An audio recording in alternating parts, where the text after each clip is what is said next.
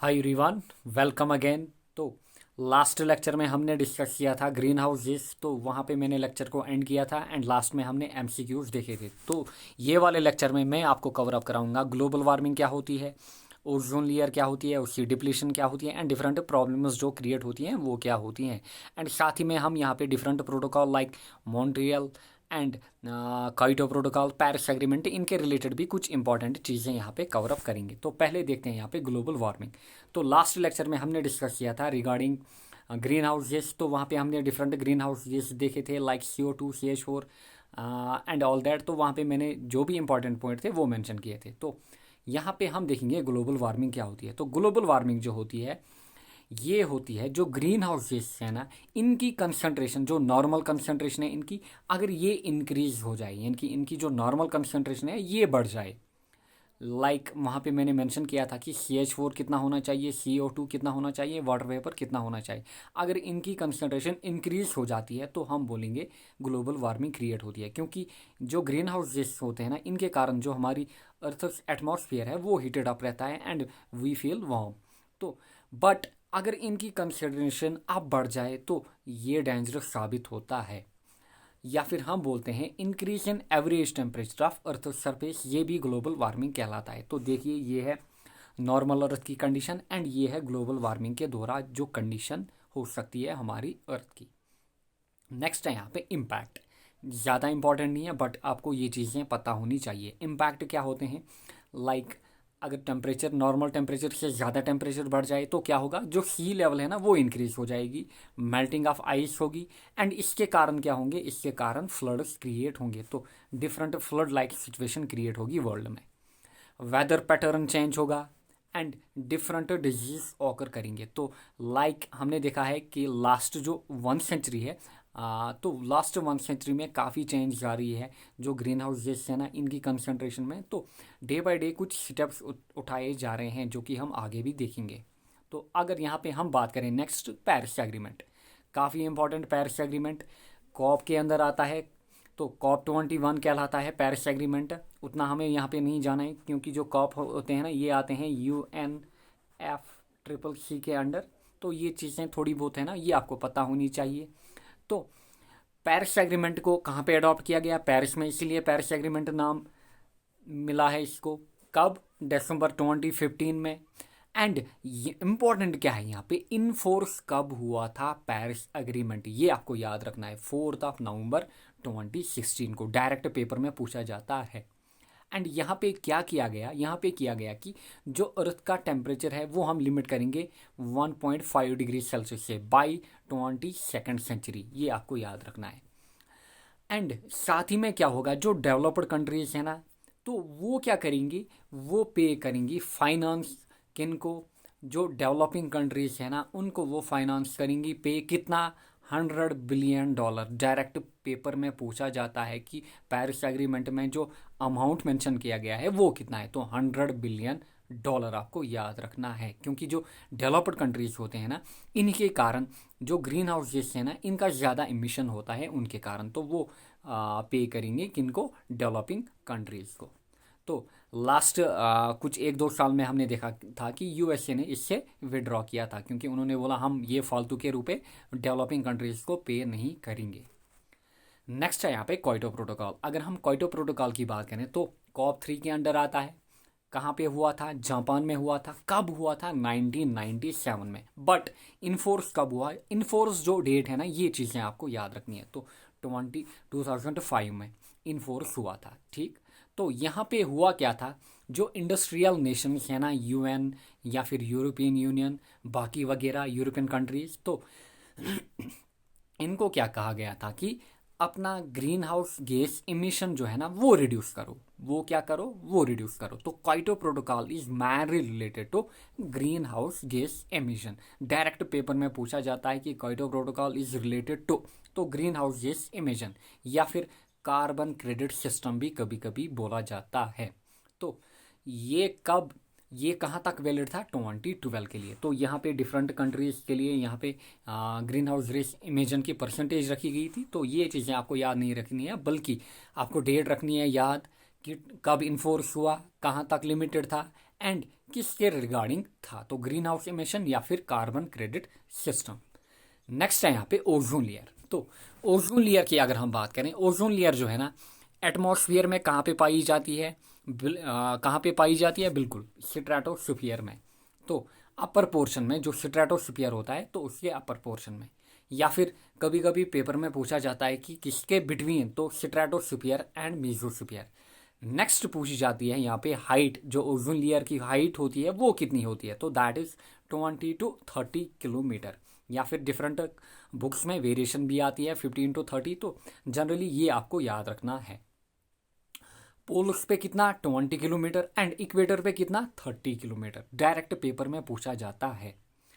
Average thickness की अगर हम बात करें ओजोन लेयर की, तो दैट इज 3 mm या फिर 300 डॉब्सन। तो डॉब्सन आपको याद रखना है, this is unit regarding ozone layer. Paper में काफ़ी बार आ चुका है कि जो डॉब्सन होता है ये किसके रिगार्डिंग है, या फिर ये यूनिट ऑफ मेजरमेंट किसके लिए है, तो ये आपको याद रखना है। नेक्स्ट अगर हम कलर की बात करें तो ओजोन का कलर जो है ना that is blue. Ozone depletion, अब ओजोन डिप्लीशन क्या होती है, ओजोन डिप्लीशन हम देखते हैं कि जो ओजोन लेयर होती है तो उसमें कुछ डिप्लीशन या फिर होल लाइक प्रॉब्लम क्रिएट होती है। तो ये किसके कारण होती है, तो मेनली होती है हेलोकार्बन रेफ्रिजरेंट सॉल्वेंट्स में, या फिर जो प्रोपेलेंट्स डिफरेंट जेट्स में यूज़ किए जाते हैं इनके कारण, या फिर जो फोम वगैरह हम यूज़ करते हैं डे टू डे लाइफ में तो इनके कारण ये प्रॉब्लम्स क्रिएट होते हैं। एंड मेनली आपको पता होगा कि क्लोरोफ्लोरोकार्बन्स या HCFCs, फ्रियॉन्स, हेलॉन्स, मिथाइल ब्रोमाइड, तो ये चीज़ें डायरेक्ट पेपर में पूछी जाती हैं कि ओजोन लेयर के काज क्या होते हैं। ऑलमोस्ट हर एक को डिफरेंट पेपर्स में पूछा जा चुका है। जितने भी यहाँ पे मैंने नेम्स मेंशन किए हैं एक एक को आपको याद रखना है। इफेक्ट्स की अगर हम बात करें तो ओजोन लेयर डिप्लीशन के कारण मेनली जो होता है दैट इज स्किन कैंसर, क्योंकि ये डायरेक्टली हमारी स्किन को इफेक्ट करता है। नेक्स्ट है सनबर्न, तो देन ब्लाइंडनेस या फिर inactivation of RNA and DNA जो कि हमारी बॉडी सेल्स में होता है, तो इनकी प्रॉब्लम्स होती है। तो skin cancer, sunburn, blindness, in activation of RNA and DNA। Next अगर हम ओजोन होल की बात करें तो ओजोन होल जो है ना ये कहाँ पे देखा गया है, ये देखा गया है, ये आपको याद रखना है कहाँ पे, इंटार्क्टिक रीजन में। It is region of depleted layers of ozone above the Antarctic region, clearly. तो इसके कारण मेनली ये पता लगा है कि इसके कारण मेनली जो स्किन कैंसर होता है वो इसी के कारण हुआ है, या फिर जो परसेंटेज बढ़ती जा रही है तो इसका मेन रीजन है यहाँ पे ओजोन होल।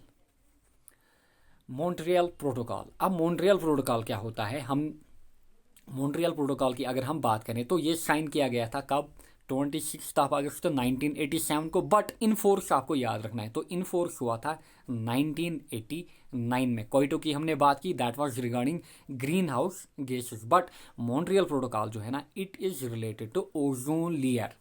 काफ़ी इंपॉर्टेंट ये चीज़ें आपको याद रखनी है कि ग्रीन हाउस गैस के रिगार्डिंग कौन है, ओजोन लेयर के रिगार्डिंग कौन है, एंड इनकी इन्फोर्समेंट कब हुई थी। क्योटो में हमने देखा था 2005 में, बट यहाँ पे 1989 मॉन्ट्रियल प्रोटोकॉल। तो मॉन्ट्रियल प्रोटोकॉल में क्या कहा गया कि जो क्लोरोफ्लोरोकार्बन्स हैं या फिर जो ओजोन लेयर में डिप्लीटेशन क्रिएट करते हैं उन एजेंट्स का हम यहाँ पे जो यूज़ है वो कट डाउन करेंगे, क्लियर। तो this is regarding ozone layer recovering. तो मॉन्ट्रियल प्रोटोकॉल आपको डायरेक्ट पूछा जाएगा कि ये किसके रिगार्डिंग है। तो यहाँ पे अब हम देखेंगे कुछ MCQs regarding this topic. Which of the following pollutant is responsible for depletion of ozone layer. तो ओजोन लेयर के डिप्लीशन में यहाँ पे कौन सा करेक्ट रहेगा, unburned hydrocarbon, UV rays, chlorofluorocarbons, oxides of nitrogen. तो वी नो दैट कि क्लोरोफ्लोरोकार्बन्स यहाँ पे मेन रीजन होते हैं, एंड जितने भी मैंने वहाँ पे मेंशन किए HCFCs, फ्रियॉन्स, मिथाइल ब्रोमाइड, सभी को पेपर में पूछा जा चुका है। देखिए नेक्स्ट क्वेश्चन स्टाफ सिलेक्शन में ही पूछा जा चुका है। Which are the following is not a cause for ozone depletion. तो यहाँ पे आपको बताना है H2SO4, HCFCs, CFCs, methyl bromide. तो हमने देखा HCFCs भी आता है, CFCs, मिथाइल ब्रोमाइड। तो H2SO4 यहाँ पे ओजोन डिप्लीशन के रिगार्डिंग करेक्ट नहीं है, क्लियर।